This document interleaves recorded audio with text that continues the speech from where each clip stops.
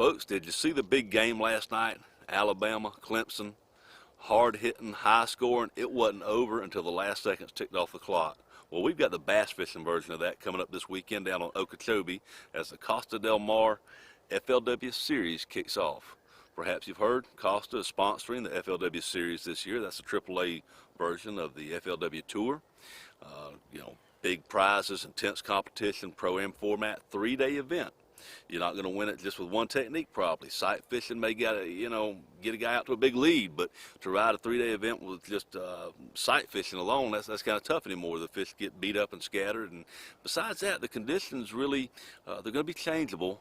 To say the least. Wind's going to blow out of a different direction every day, and we're going to have thunderstorms on Friday probably, 90% chance. So the flip and bite will play a role, as it always does, but given the conditions coming up, I really expect the moving type lures, horizontal presentations, to play a big role this weekend. Stuff like the old chatterbait if you want to get down deeper in that 4-foot range. Of course, rattle baits are always good anytime you're fishing over that submerged grass. Here's one made by our buddies over at Rapala.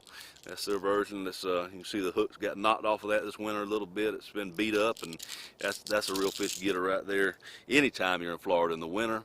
And of course, if the fish move up and stay up, kind of shallow, you want to fish over beds, it's hard to beat that old Gambler Easy Swimmer and other soft plastic swimming type lures, maybe a speed worm, stuff like that that's weedless. It'll produce vicious strikes, a lot of fun to fish, and our FLW pros are no stranger to those local favorite products down there, Gambler being one of them.